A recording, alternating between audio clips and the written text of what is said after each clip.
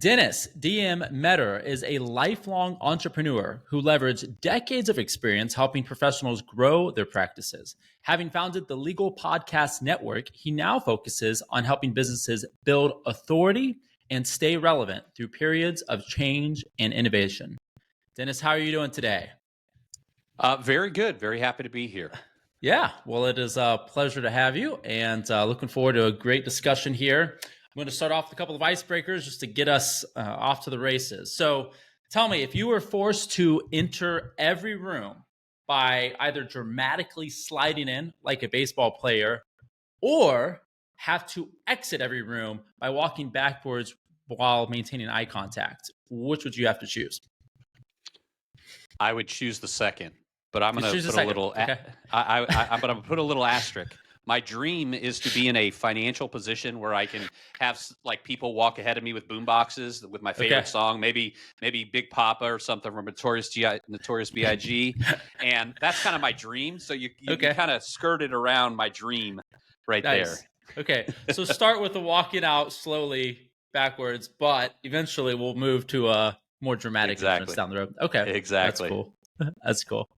All right, and tell me, is there any outdated fashion trend that you should be legally classified as a public nuisance? So I'm thinking of like frosted tips from the 2000s, the Jinko jeans from like it's the 90s era, something like that. It's just like really, really grates you that you'd say, hey, if we could just, somewhat outlaw this. I would say the monk haircut from the 1400s, where they shaved the little bald spot and then shaved their bowl cut. That should be outlawed. You're going way back. Okay, that's great. You're like, no, 90s isn't far back enough. Oh, yeah. That is so funny. I just saw actually a photo the other day. Somebody was talking about Martin Luther. And it's funny. I every time I see a picture of a monk with that haircut, I agree. That's got to be. I used to think mullets were bad, but no, the monk haircuts, those are Why rough. would you purposefully put a bald spot in the top of your head? That's the only thing that bothered me. Everything. I mean, you want to have a bowl cut, fine. Like, let's bring back like the 80s, 90s, but like purposefully making it look like you've got a bald spot. I mean, maybe that was to ward off women, because if you're bald, people will think like supposedly you're less fertile.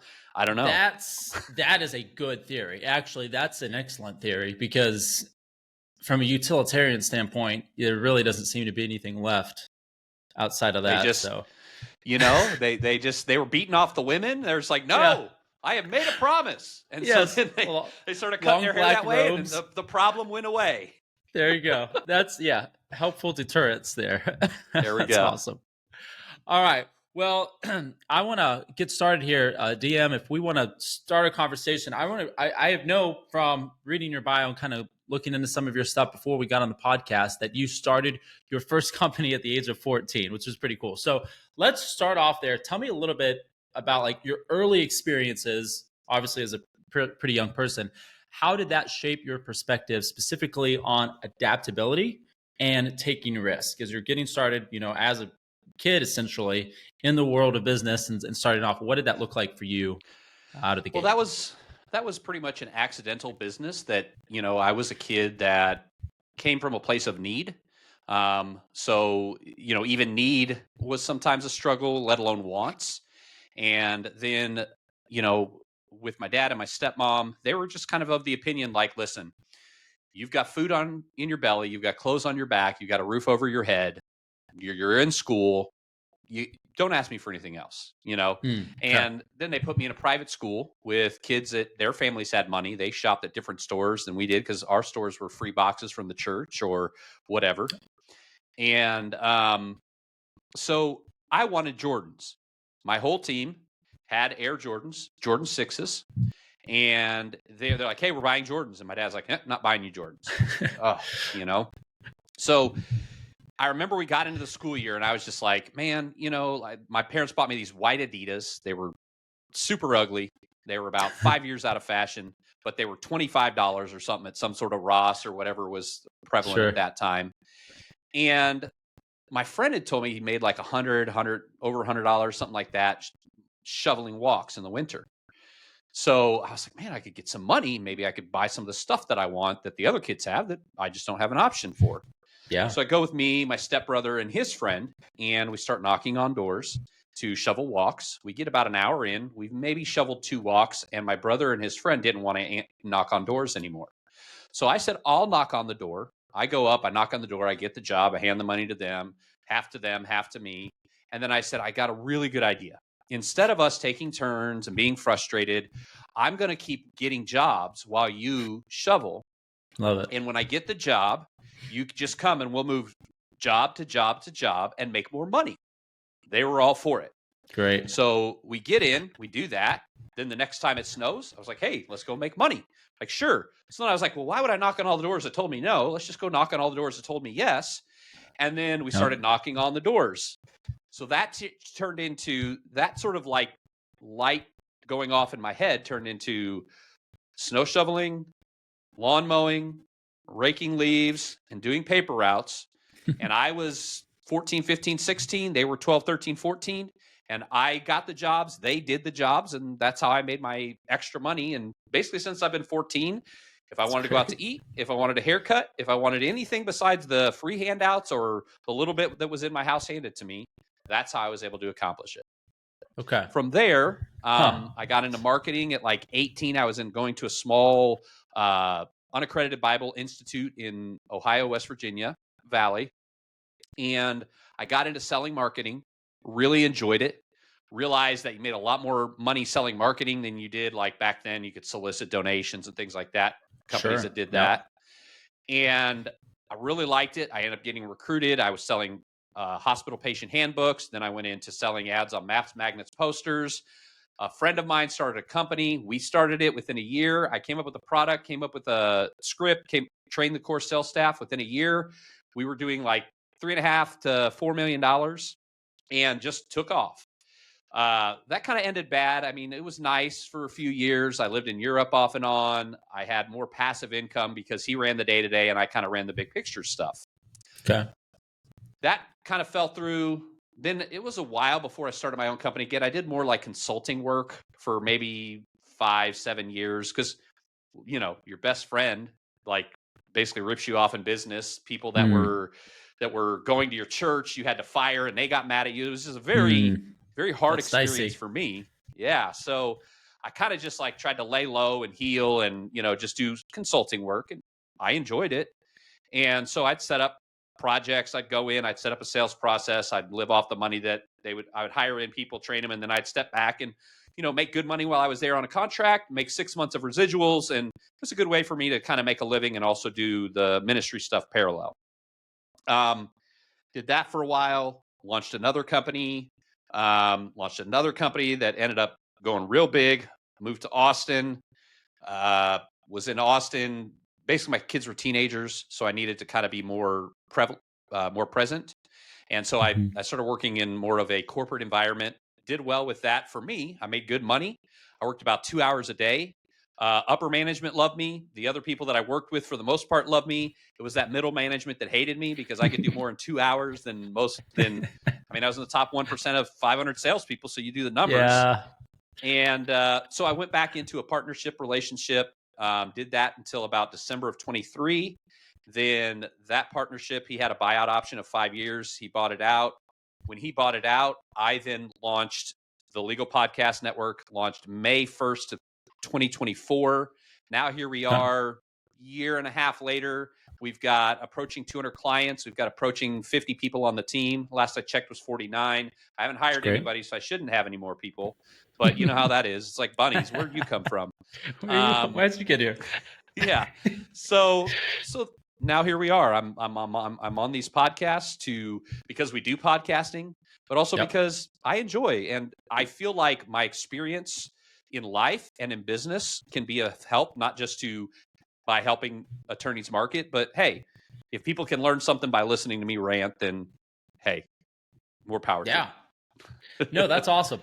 So that's quite a breadth of experience there. I mean, you've done quite a few things in a number of different environments, and now specifically with what you're doing in a legal category, I'm curious, is that industry, is a lot of what you're doing and helping to work and consult with attorneys and legal firms, does it need a lot of tech reinvention? Are they kind of stuck in a lot of maybe old systems that you're helping bring them kind of up to date with? What does that look like from a consulting perspective for them specifically? What are Well, you?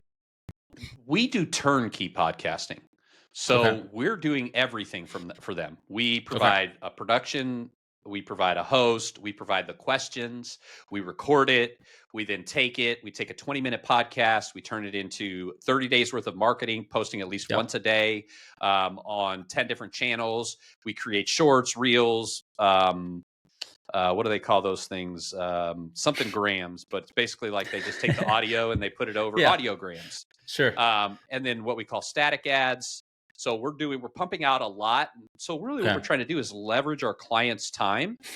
And what we say is, listen, all we're trying to do is take who you are offline and reflect that online. Because Sure. online, there's a huge commoditization of their industry over the last 15, 20 years, which has really been, I started working with attorneys in 2003. Oh, So wow. I'm on 2 decades, 22 years of working with attorneys, not exclusively, but primarily.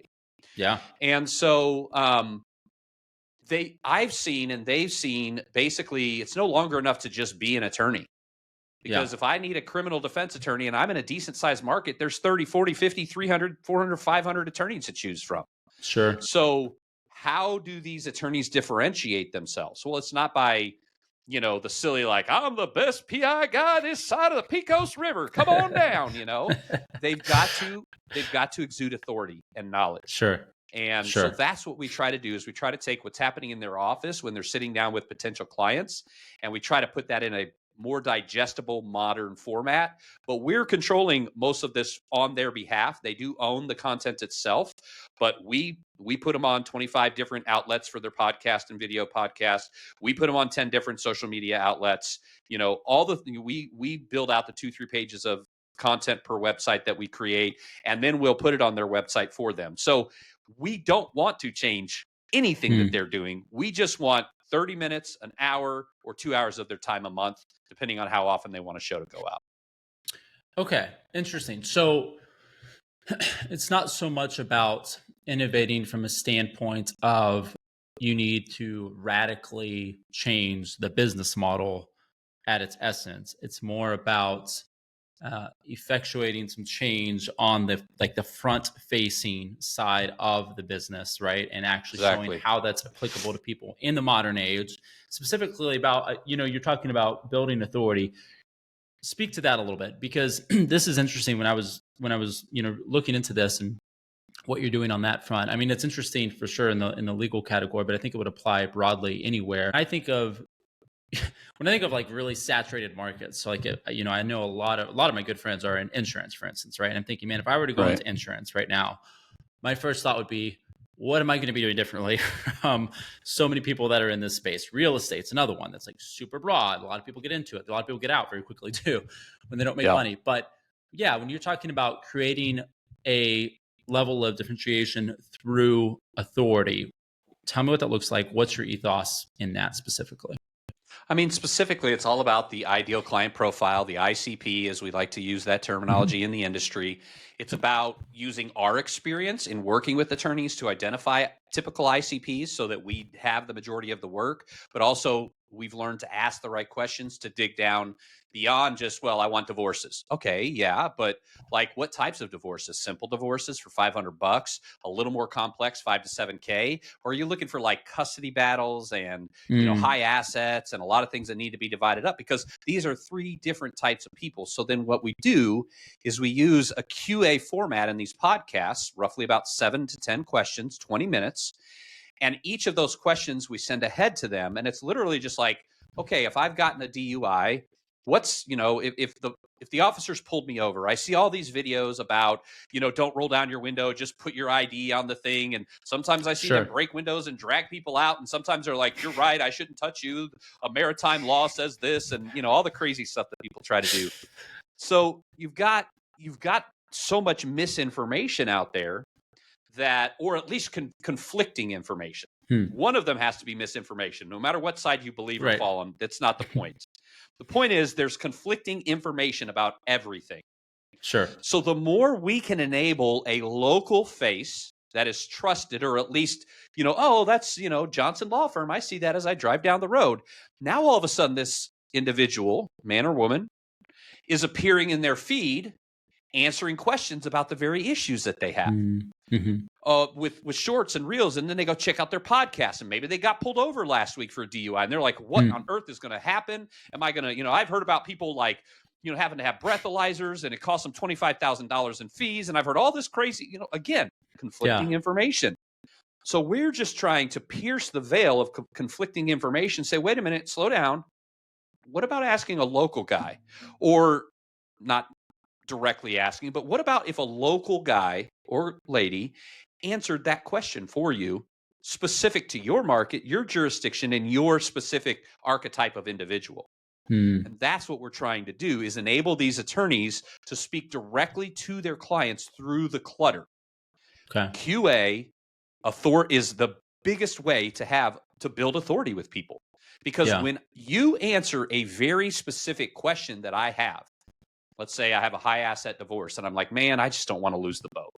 What can I do? What can I do to make sure I don't lose my boat in a divorce? And then you can watch a 15, 17-minute podcast from a local attorney talking about your boat, your motorcycle, your second home, your vacation, timeshares, whatever it is, like extraneous lifestyle expenses that you have, or lifestyle belongings that you have. How can you do that? Who do you think is going to be your attorney? If they've assuaged fears and given you clarity in that moment. Yeah. That's all we're trying to do, is create that moment as often as possible for our clients with their clients. Yeah. I love that. It's interesting because what you're talking about there is scaling almost through reputation as opposed to just through like a heavy workload, right? Which is cool, because I think when people think about scaling any business, but specifically service-based businesses, what I'm thinking in this category is the whole end all be all is, all right, we just got to bring on more people and just service them as best we can, and figure out like how our, infrastructure can handle 3 times what we're doing right now. And it sounds like what you're talking about is you're actually scaling through developing more and more reputation, which would then by proxy bring in a bigger workload. But it's a bit more. Well, it's not always about workload. It's not just and so what you have to understand is, okay, 90% of law firms have 10 or less people in them. Okay. So only, we talk about big law, and we watch Suits, and we watch all these companies. We're watching, but that's still like 40,000 people, because there's like 400,000 law firms, 360,000 are 10 people or less. Okay. Most people that start a company don't start a company because they want to build the next Google, or because they want to build the next whatever it is, big, huge Morgan & Morgan in the legal space. They don't want to build that. They just don't want somebody bossing them around, making them work 80 hours for, maybe it's good pay, but they want a work-life balance, or they believe that they have some business chops to take it in. But again, what they're trying to build is a better quality of life, not a bigger business. And so the majority of our clients, what we talk to them about and our scripting and everything is, we're not necessarily trying to bring more volume as much as we're trying to bring better clients, ideal clients, people that you want to work with. So yes, we can always, and I see this all the time, and especially because we're probably seen as a fairly decently growing company. We did 7 figures our first year. We'll probably do 2 mil our second year. Somewhere in there. And I'm guesstimating outside of tragedy or whatever. Sure. But and so I'm getting a lot of like, scale. How do you scale? Best way to scale, join this group, scale. Good. I'm a scaling expert, blah, blah, blah, right? And what some people forget is like, I have 50 cases. I'm a lawyer, but I hate 30 of my clients. Sure. Okay. So I don't want more jerks. I want more of those other 20 clients that I really like working with. How do I get more of that? Yeah. Okay. And so sometimes offering people not what we need to listen to what they want and not just make an assumption. The vast majority of business owners don't want to get huge. They want to get more comfortable. it's sort of like there's this concept. I don't know what the correct term or whatever it is, but this idea of starting a business is that your funnel is a lot more broad when you start out and you're saying yes to everybody initially, right? It's just like whatever you can do Mm-hmm. to get business, to get to profitability, and then over time, hopefully, you are, constricting that funnel to be more of, I would like to say yes to my ideal clients, and everybody who doesn't fit that profile, like they could just probably find a different provider. So it sounds like you're kind of in that stage of kind of squeezing the funnel a little bit to where you're shifting from, your clients just getting whoever they possibly can to no, like identifying what your brand image is and servicing that niche so that, not only your clients getting the best value with the right partnership, but you're also, like you said, servicing people you want to service and have those relationships. Yeah, absolutely. And I mean, also part of it is that as as you are as you are growing your customer base, sometimes you learn things you didn't know. Mm-hmm. Same with my company. Like, again, I have two categories of clients that I didn't even know I wanted to have, but I love having them. One of them is other vendors that work with the legal industry because we have like a huge database that we market to. And so we Sure. insert them into our ecosystem and market to these attorneys, which means we've got clients who are providing value to our clients. Mm-hmm. So that was one thing that we didn't anticipate. And now we've got, I don't know, maybe 10%, 15. We're trying to get at about 25 clients, and we're, I think, about 15 or so. The other set of clients are very, very, very, very niche law practices that are nationwide. For Okay. example, we have one guy who he came on in December. He loves us. He does FDA compliance, Hmm. tariffs, and things like Okay. that. Now, do you think, and here's what I tell people, he went from locally referred or regionally referred to nationally known Hmm. through our program. Not because we're especially, special, but because it Yeah. was the right timing, the right vehicle. And the other thing is, you talked about starting your funnel broad and then narrowing it down, but that's an old world thinking. We Hmm. now have the data to start where we want to finish. Hmm.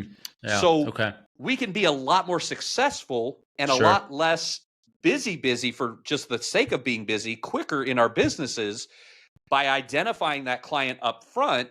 And I always tell people, instead of, like you said, wide to Yeah. narrow, I Yeah. actually teach go deep and then wide, like the old Okay. song, right? Yep. Yep. Deep and Deep and wide. wide. That's- so oh, that's great. so that's how I try to build businesses. I go deep with the clients, I get to know them, Okay. I know, and then I learn, and then I go, okay, now we can scale out. Well, what does that mean? Well, right now we're rebranding to the Legal Media Network because we're Yeah. adding in streaming television. So it's going to be podcasts, social, and streaming TV. But we also have, and we probably get, I don't know, 10, 15 requests a week of people that aren't attorneys that want to use our service. But the problem is we don't have the extra ecosystem to support them for what they do. So Okay. like with my attorney clients, I have four internal brands. One where we market to lawyers, one where we're marketing our lawyers to people who might need a lawyer. One that is building a bridge to business owners who need our clients' services. And then the other one is just we call it LOL, which is just a connection to lawyers, and we put out memes and stuff to just have connections with them in the different social outlets. Nice. Okay. So yeah. Interesting. So it's fascinating. I'm curious because I have done really no firsthand work in the legal profession. And so I'm just I don't understand or have a real, concrete developed understanding of that industry. Would you characterize it as an industry that is I guess like what's the word I'm looking for? Traditional, or I don't want to say Archaic. archaic. I don't want to say archaic, but like That was archaic literally is the word that's the word that came okay. into my head. Okay, So so like archaic and they're like initially already hesitant for some of these strategies, even if they're newer firms, or is it a sharp line between like old traditional firms and like new blood that gets it right out of the gate?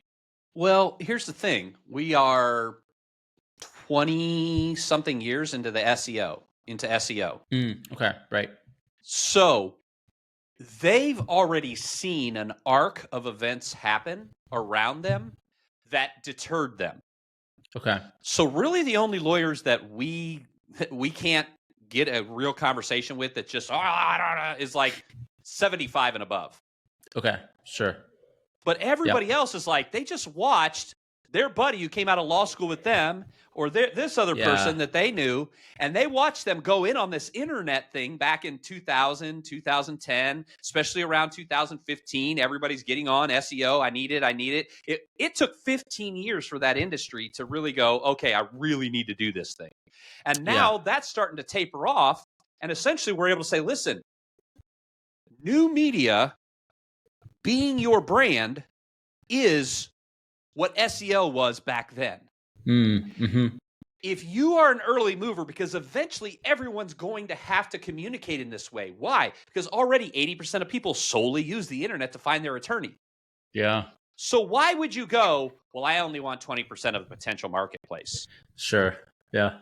And we know that just static ads and just static sort of like, I'm a lawyer, you should hire me because I won a mock trial in Cornell in 1987. Like, that doesn't work anymore. And they Sure. know that. Yeah. They watch, it's so like with attorneys, I'll say, listen, especially if they're like criminal defense, I'll be like, let me ask you a question. Have you ever gone to the courthouse and seen a young attorney, inexperienced, with a case that you wish you had? Hmm. And they all like, wow, yeah. Okay. How do you think they got that? Well, they do all that internet stuff. Okay. Okay. So do you want the same thing to happen in 5 to 7 years with this? Because that's what's going to Yeah. happen. Who benefited the most from SEO? The people who did it first. Right. Over the long haul. Yeah. So do you want to be an innovator or somebody who catches up to everybody else? Yeah. So That's great. I position it as, this is your opportunity. Again, most people don't get 2 chances of a lifetime. Sure. It's in the phrase. Chance of a Yep. lifetime means singular. Yep. But you now have a second chance to beat the internet and Sure. grow your practice by doing it. That's awesome. So that's the way I position it for them.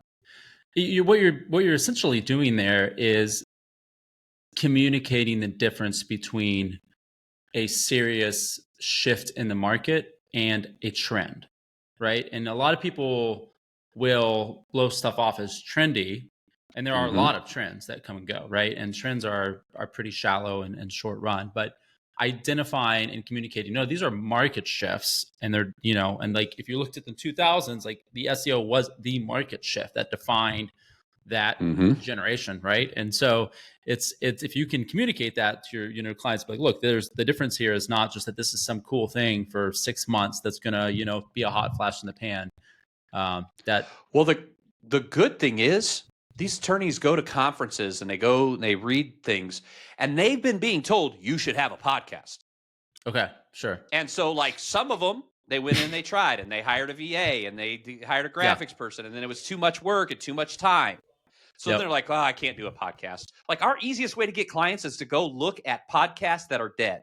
That are zombie podcasts that have been deserted a year or 2 ago. And then we're like, hey, have you ever done a legal podcast? Like, yeah, I tried it, but it was just too much work and too much money. And I didn't do it long enough to see a return. Well, let me tell you a little bit about what we're doing, how we're doing it, and, let's talk. And so it's a very easy way because they know the value. Sure. And they know the value of the service delivered. It's not just, well, all you got to do is get on a microphone and put it up on Apple Podcasts, and now you're a millionaire. They call you from Spotify says, come over here, and they give you $300 million. That's it. Easy. That's it. But that's what people think. Yeah. And then they get into it, and they're like, whoa, wait a minute. This is like a whole production. This is like, I might as well have a TV show. Yeah, exactly. Companies will become their own media outlets. They have to. Yeah. It's not just a bootstrap thing. It's across the board. Yeah, that's very true. Yeah, that's very true. I think there's an easy underestimation. I mean, I remember when I got started with this podcast, last year, I'm thinking to myself, man, along the list of things I never am going to do is one is going to start a podcast, right? And one, because there's a billion out there already. And it just seemed like such a just that's like a almost cheap thing to do. It's just like, oh, anybody can do this. I'm just waltz in here and start a podcast. And like theoretically they can, but a year later you find out how much work was needed on the back end to stick around. Like there's actually more investment than you're expecting on time and resources, like just across the board, even at a very Yeah. minimal level. At like a minimal level, if you're going to do something in this space for a year or 2 years from now, if you're gonna be around and beat the people that just started and dropped off quickly, it's because you found out and were willing to commit to a lot more, just a lot more of a journey than I think people are expecting. Well, here's what I tell people. My favorite show is The Office. I've watched it 10 times through on purpose and countless rewatching times it one-offs. right now. Yeah, I just finished my most recent rewatch like a month or two ago. So nice. I usually do it a few times a year. But anyway, The Office. Do you listen to the Office Ladies podcast? I don't. I know about it. I have a good friend who's like super good. into it. Yeah. Yeah, I love it. I love it because they give all the behind the scenes and all of that. Yep. When you listen to the first season, they actually went home thinking, no way. They didn't have good ratings. Yeah. NBC had basically said, we're going to drop you. Yep. It didn't happen until they figured out something in the second season with Michael Scott. He didn't need to be a heel like the guy who played the one in England. He needed to be more like a lovable loser kind of guy. And when they kind of made that dynamic shift from jerk to lovable loser, it kind of began to transition the show and people began to connect with it more. Yeah. But the most loved show really in history, if you look at like the numbers and with streaming that's happened and it's jumped another generation, all of that stuff, one of the most, let's just say one of the top 10 most popular shows of all time, top 5. I think it's probably number 1, but probably a bit biased. Had what, 12? Is it 12 episodes the first season, then 22 in the second? Yep. They had 12 episodes, and 12 episodes in, they almost thought this is over. Right. With millions of dollars, star power, and everything else that was happening to make that happen. A studio, money, everything else. Yep. And yet we think if I get on the microphone and talk for 22 minutes a week, within 4 weeks, the whole world's going to love me. Yeah, that's fair. I mean, like, think about the, like, just bottom line logic of that, like, frame of thinking. Sure. And, it's just like, podcasting first and foremost, is about consistency. Mm-hmm. But beyond consistency, it's also about understanding that I was a pastor for about 20 years, 16 to 36. And I became a much more effective leader by understanding that I don't have 40 minutes to change the world. Mm. I have episode after episode or sermon after sermon to change things. Yeah. And when I understand that success comes in increments, and then when the boosts come, those are the outlier events. Those are the 1 in a million. The problem is when you look at 1 billion things happening at once, a 1 in a million event seems like the standard. Sure. But when we're living boots on the ground, I'm preaching. I got to slow down. When we're living boots on the ground, I know when I get in that higher register of the voice. The Bible says. It's a giveaway. So we need to understand that success comes in increments. And then when it comes in a spurt, we can be thankful for it. But the most successful people in life aren't the ones who had easy success early. Yeah. Why do we want to watch What Happened to Them? Where Are They Now? Episodes about child actors. Yeah. It's not because we think they're out there saving the world. We know their life was probably a disaster. Mm-hmm. So really, what happens is the ones who come into it with the right frame of mind, the right end desire, and the ability to stick it out and learn as they do it, always have success. So what we're trying to do is say, listen, we've been podcasting. My production lady, who's the head of, she like does the in production while they're shooting, and she hires our hosts and works with them. She did a podcast series for Stephen King. She did, like, she was on staff at like Spotify and iHeartMedia. Like, she's in the industry, she's a known quantity. Yeah. Well, you aren't going to have that if you just say, let me make a podcast. But we can pool resources together and create a system and a process that gets rid of 90% of the extracurricular stuff you have to do to have a podcast, and allow the attorneys or whoever our client is to come in and do what they do well, which is just run their mouth. Yeah. That's what I do well. Like, that's my job. I run my mouth and figure stuff out. That's it. That's great. Right? So for people that like think I can just come into podcasting and like, Yeah. we try to tell them, listen, in the first 4 months, you'll have friends, family, maybe a client or two that almost worked with you come in, but really this is about establishing your baseline. 4 to 8, Yeah. you'll start seeing things trickle around month 9, 10, 11, 12, because we do 4-month agreements. That's when things are going to really start to come to fruition. Mm-hmm. Okay, 4 months later, I didn't really see a lot out of it. Okay. I now, tried we still have a to very prep high you. retention rate. We still have Sure. a very high retention rate. But when I hear that, I'm just like, Yeah. how did they not get that? So I'll That's stop. great. That's awesome. That's awesome. It's so funny because it's so true across the board. It's podcast. It's anything. Whether you're dedicating your life to becoming an Olympic athlete, a business podcast. It's all the same principles, right? You're going to have to stick around and expect things to not work for much longer than you thought that they wouldn't work. So I think that's just people underestimate that a lot, and that's why it becomes so easy for people to think, oh, I can do this alone. I can figure this out, because everybody's doing it. It's like, well, everybody may be doing it, but the top 1% have a lot happening in the background, a lot in production, a lot in all that additional value that the masses aren't utilizing, which is why, you're just not putting it in a greater picture. You're just looking at a very, very small sample size. I think it's easy to say everybody's doing it, so it must be easy. Instead of saying, what are the people who are successful at it doing? Right. Because, it's like, because the barrier of entry has lowered, it's great if you can dedicate the time to it. It used to be if you wanted to show up on a screen, you had to either be invited or pay a bunch of money. Yep. Now, if you want to show up on a screen, you just go, right?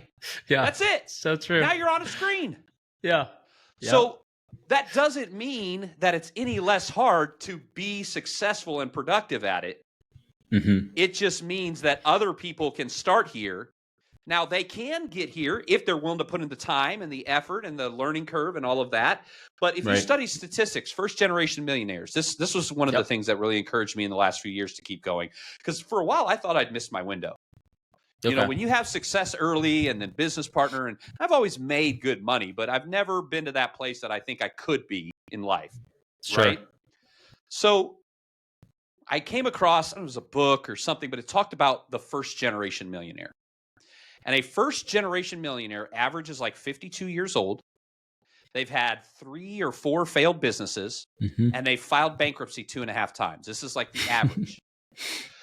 That's the average first-generation millionaire. Now, I know my family history. We come out of the hills of West Virginia on my dad's side, and everywhere on my mom's side. But I didn't have an uncle pay for college. I didn't have, I turned 18 on Tuesday. I graduated high school on Friday. On Sunday, I had $20 in my pocket, a few boxes, and good luck. I hope life goes well for you, son. That was my life. Yeah. Now, I wasn't worried about it. I knew how to make money already, and so it wasn't a shock for me. But my point is that we come into these situations where it's like we think that it should be easy, especially if we're good at something else. Yeah. Right? Well, I know law. It took me 8 years to learn this. Surely I could figure out this podcast thing. Sure. Put another 8-10 years in it. Knock it out. Yeah. Yeah. So that's great. That's it's applicable across the board there. I love that. Well, DM, this has been a lot of fun. I appreciate you sharing so much of your insight. It's genuinely been a very, very enjoyable episode for me. And please tell our audience how they can stay connected with you. What's the best way to follow along, particularly if they are in the legal category and would like to get connected with you for the podcast and service.